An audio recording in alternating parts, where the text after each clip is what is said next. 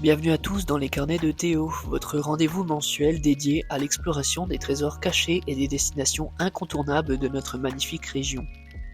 Que vous soyez habitant de longue date ou visiteur curieux, cette émission vous guidera à travers les paysages pittoresques et les expériences enrichissantes que nous offre le territoire Ventadour-Égletons-Monétiers. Chaque mois, je serai votre guide dans cette aventure au cœur de notre patrimoine naturel, culturel et historique. Ensemble, nous partirons à la découverte de sentiers battus et de lieux emblématiques. Nous dévoilerons des anecdotes fascinantes et nous partagerons des conseils pratiques pour vivre pleinement chaque escapade. Ainsi, que vous soyez passionné de randonnée, amateur d'histoire, gourmet en quête de saveurs locales ou simplement en quête de dépaysement, les carnets de Théo sont là pour vous inspirer et vous accompagner dans vos prochaines aventures. Préparez-vous donc à embarquer pour un voyage au fil des ondes, où chaque épisode sera une invitation à l'émerveillement et à la découverte. Alors, installez-vous confortablement et laissez-vous transporter par la magie du voyage au sein de notre belle région. Et bienvenue dans ce 18e épisode des carnets de Théo. Aujourd'hui, je vous emmène à la découverte de Champagnac-la-Noye, un charmant village corrézien traversé par le Doustre, cette rivière paisible qui prend sa source du côté de Rosiers-d'Égletons. Situé à quelques kilomètres seulement d'Égletons, Champagnac-la-Noye s'étend sur les plateaux boisés du début de la Haute-Corrèze. Ici, la nature semble inchangée, comme figée dans le temps, et le patrimoine, soigneusement préservé, témoigne d'un riche passé. Au détour d'une balade, on découvre les maisons de granit et d'ardoise, typiques du pays, qui composent les 20 hameaux disséminés sur la commune. Et derrière cette tranquillité apparente se cache un héritage historique fort. Siège d'une seigneurie attestée dès le XIVe siècle, Champagnac-la-Noye abrite de véritables trésors, comme l'église Saint-Martin, la chapelle Saint-Léger de Migignac, ou encore l'ancien presbytère du village. Un lieu où le charme de la pierre se mêle à celui des paysages, et où chaque détour de chemin semble raconter une page d'histoire. Au cœur des plateaux boisés de la moyenne Corrèze, Champagnac-la-Noye veille sur la vallée du Doustre, dont les eaux s'élargissent plus bas pour former le lac de retenue du barrage de la Valette. Ici, la nature et la pierre semblent vivre en harmonie. Le village et sa vingtaine de hameaux offrent un paysage architectural préservé, où les belles maisons de granit et d'ardoise, parfois vieilles de plusieurs siècles, témoignent du savoir-faire d'autrefois. Le nom même de Champagnac-la-Noye raconte son histoire. Le premier terme, Champagnac, vient de Campanius, un propriétaire gallo-romain dont la ville aurait occupé ses terres fertiles. Quant à la Noye, elle dériverait de Novalia, signifiant terre nouvellement défrichée. Cette appellation fait également référence à une ancienne seigneurie attestée dès le XIVe siècle, qui appartint successivement aux familles de Mirambel, de Cardaillac et de Roquemorel, grande lignée locale. Les traces du passé sont nombreuses. Vestiges gallo-romaines retrouvés aux Fontanelles, à Cézévergue, à la Femme Morte ou encore à la Vialette Basse, rappelant que le territoire était déjà habité bien avant le Moyen Âge. Plus tard, la paroisse se développa autour de son église Saint-Martin, de la chapelle Saint-Léger de Migignac et de son ancien presbytère du XVIIIe siècle, tandis que des croix de chemin et anciennes fermes datant des XIXe et XXe siècles ponctuent le paysage. Durant la Révolution française, Champagnac-la-Noye changea de nom pour s'adapter au décret de la Convention. Le village devint alors Champagnac-le-Doustre, du nom de la rivière qui le traverse, la mention Lanoye rappelant trop le système féodal aboli.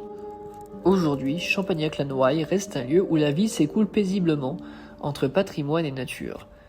Et pour ceux qui souhaitent goûter à la fraîcheur des lieux, direction l'étang Prévost, fondé en 1300 par les moines de l'abbaye de Tulle, ce plan d'eau de 33 hectares, partagé avec la commune voisine de Clairgouth, offre un cadre verdoyant propice à la pêche, à la baignade ou simplement à la détente au bord de l'eau. Un vrai petit écrin de forêt, où l'on comprend vite pourquoi ce village a su garder toute son authenticité. Arrêtons-nous à présent quelques instants sur le patrimoine religieux de Champagnac-la-Noye, un véritable concentré d'histoire et de charme corrézien. Au cœur du village, impossible de manquer la petite église Saint-Martin de Tours. Elle a traversé les siècles, puisqu'elle a été bâtie au XIIe siècle, puis transformée plusieurs fois au fil du temps. Elle a gardé de son époque romane une nef toute simple et un chœur en forme polygonale, et c'est au XVe siècle qu'on lui a ajouté 3 chapelles latérales et ce beau clocher-mur à 2 baies, typiquement corrézien. Ce clocher, qu'on remarque de loin, a d'ailleurs été reconstruit au XIXe siècle. À l'intérieur, l'ambiance est calme, avec un bénitier en pierre du XVe siècle, une Vierge à l'Enfant en bois doré du XVIIIe et des vitraux modernes signés du maître verrier Claude Blanchet. Si vous regardez bien les murs, vous apercevrez encore une litre funéraire, une bande peinte qui porte les anciens blasons des familles nobles de Mirambel et de Sédières. Un beau clin d'œil à l'histoire du lieu. Un peu plus loin, dans le hameau de Migignac, se cache la chapelle Saint-Léger. Attestée de 1600, la chapelle Saint-Léger est un exemple typique des petites chapelles de villages corréziens. Reconstruite au XVIIe ou XIXe siècle, cette chapelle a gardé un petit clocher-mur datant de 1600. Façade en granit, petite cloche unique, toit d'ardoise et proportions harmonieuses, tout ici respire la simplicité et la sérénité. On imagine facilement les villageois d'autrefois venir s'y recueillir, à l'écart du bourg. Et puis, tout autour, le village recèle de croix en pierre. Planté au détour d'un chemin ou près d'un ancien presbytère, lui aussi témoin du passé, reconstruit à la fin du XVIIIe siècle après un incendie. Bref, à Champagnac-Lanoye, chaque pierre raconte un morceau d'histoire, et si ces murs pouvaient parler, ils nous livreraient bien sans doute des secrets. Quittons maintenant un instant le bourg de Champagnac pour rejoindre le lieu-dit l'Allée, où se trouve un site un peu à part, à la fois lieu de formation, d'observation et de sensibilisation, la maison de la chasse et de la nature. Créée en 2003 par la Fédération départementale des chasseurs de la Corrèze, cette maison s'étend sur 60 hectares de nature préservée. L'objectif, c'est de permettre à tous, chasseurs, promeneurs ou simples curieux, de mieux comprendre la richesse du milieu naturel corrézien et les liens étroits entre l'homme et son environnement. Ici, on ne vient pas seulement par les chasses, on vient avant tout observer, apprendre et protéger. 3 sentiers pédagogiques serpentent à travers bois et prairies, jalonnés de panneaux d'information qui expliquent la faune, la flore, les zones humides ou encore les aménagements faits pour favoriser la biodiversité. On y croise parfois une biche, un faisan ou tout simplement des traces laissées par les habitants discrets de la forêt. La maison de la chasse et de la nature, c'est aussi un lieu de formation. Les jeunes chasseurs viennent y préparer leur permis, les scolaires y découvrent les rôles des milieux naturels et de nombreuses associations s'y réunissent pour échanger autour de la faune sauvage. Des bâtiments modernes accueillent un stand de tir, une salle de formation et même un espace d'animation. Autour, un étang d'1,5 hectare, des mares, des zones humides restaurées, des volières de prélâchés et des cultures à gibier forment un véritable laboratoire à ciel ouvert. Chaque année, plusieurs centaines de personnes franchissent les portes du site, notamment lors de la fête départementale de la chasse et de la nature, un grand rendez-vous convivial organisé par la fédération. Et pour les promeneurs, bonne nouvelle, les sentiers pédagogiques sont ouverts gratuitement toute l'année, en accès libre. Une belle occasion de se balader en famille, de respirer l'air pur des monédières et d'en apprendre un peu plus sur la nature qui nous entoure. Passons maintenant à notre randonnée du mois. Et pour les amateurs de balade et de nature, rendez-vous cette fois du côté du hameau de Combrignac à Champagnac-Lanoye. C'est d'ici que débute une jolie boucle de 6,1 km, balisée en jaune, à parcourir tranquillement en 2 heures environ. Combrignac, c'est un peu le point de rencontre de tous les amoureux de nature. Les pêcheurs qui viennent taquiner le brochet depuis l'embarcadère du Doustre et les promeneurs qui s'élancent sur ces chemins empierrés, serpentant entre bois, coteaux et plateaux.